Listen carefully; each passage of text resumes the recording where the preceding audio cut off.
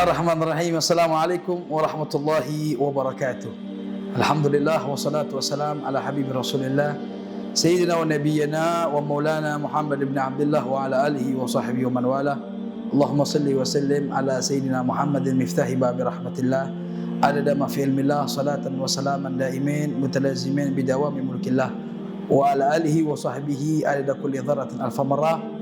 Subhanaka la ilma lana illa ma 'allamtana innaka antal alimul hakim. Rabbi shrah li sadri wa yassir li amri wa hlul 'uqdatam min lisani yafqahu qawli. Amma ba'du. Fa ya ayyuhal ahbab, dimanapun berada para pecinta baginda Rasulullah sallallahu alaihi wasallam, puji syukur kepada Allah Subhanahu wa taala, kita kembali di dalam sebuah season acara rangkaian fadail layali Ramadaniyah, keutamaan-keutamaan di bulan Ramadan dan perkara-perkara hal apa saja yang perlu kita ketahui di bulan Ramadan. Puji syukur kepada Allah Subhanahu wa taala dengan limpahan rahmat yang sangat mulia, sangat agung atas nikmatnya sehingga kita bisa mampu menjalankan bulan Ramadan pada tahun ini dengan rasa kenikmatan yang sangat luar biasa, menjalankan puasa kita dengan semangat, tidak lain tidak bukan berharap mendatangkan ridha dan ampunannya Allah Subhanahu wa taala. Salawat serta salam kita haturkan kepada Sayyidul Bashar Sayyidina wa Maulana Muhammad sallallahu alaihi wasallam yang kelak kita harapkan syafaatnya di yaumil qiyamah, yang kelak kita harapkan berkumpul bersamanya di dalam barisan baginda Rasulullah sallallahu alaihi wasallam.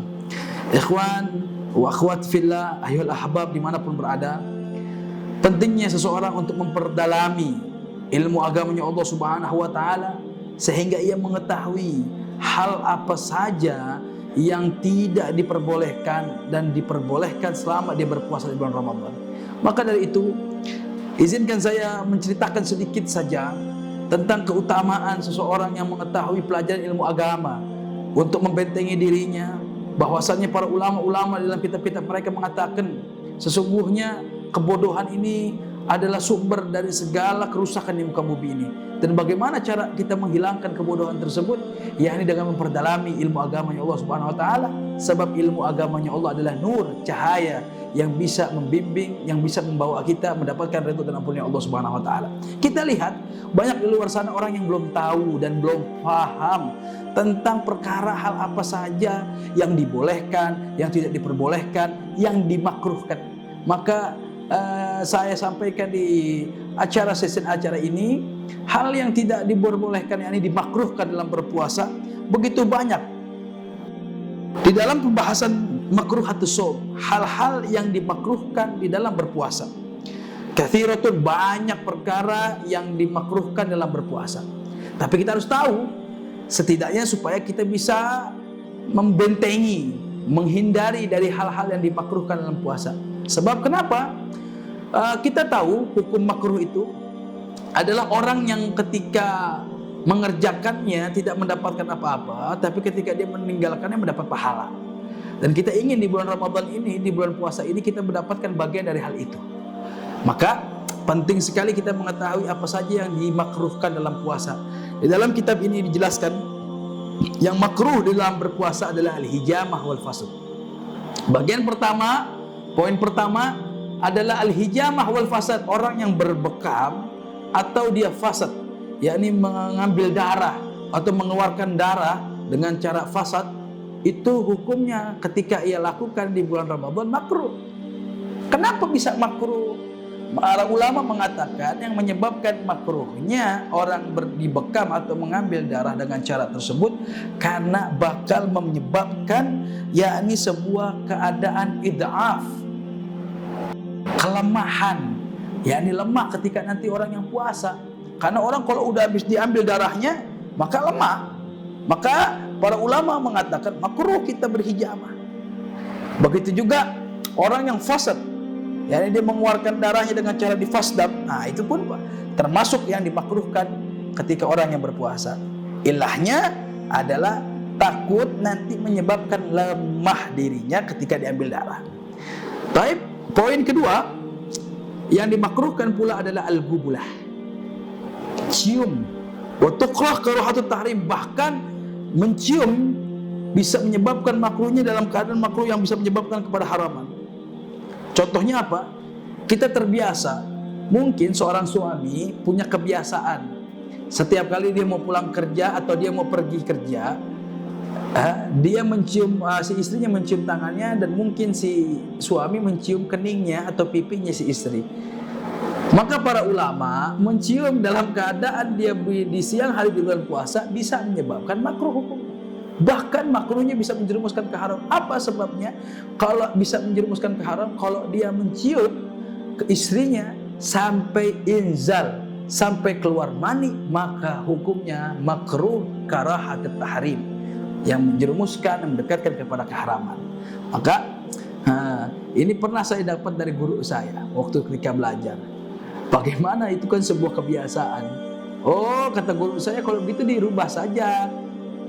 Bersabar saja dulu selama 30 hari untuk tidak mencium istrinya ketika siang hari di bulan Ramadan. Mungkin di luar sana Anda yang punya kebiasaan para suami mencium istri ketika mau berangkat kerja di siang atau di pagi hari di bulan Ramadan, kita hindarkan, takut menjadi makruh atau menjerumuskan kepada makruh yang haram.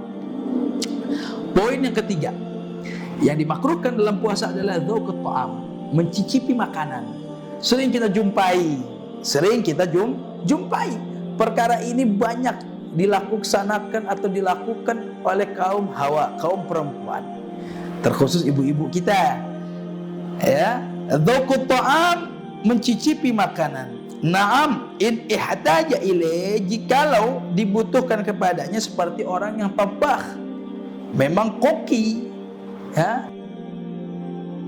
Si tabakh ini, si koki ini mau menyiapkan makan kepada suaminya atau kepada sang raja atau si bosnya, maka bagi dia dianjurkan untuk mencicipi makanan. Mencicipi itu hanya bagian lisan, tidak perlu ditelan.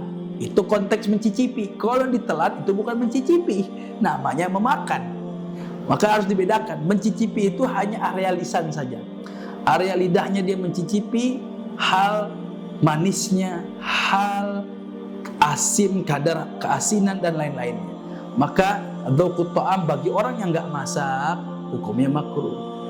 Kita lewat di sebuah di sore hari di sebuah pasar, aneka ragam, banyaknya makanan takjil. Tiba-tiba kita datang.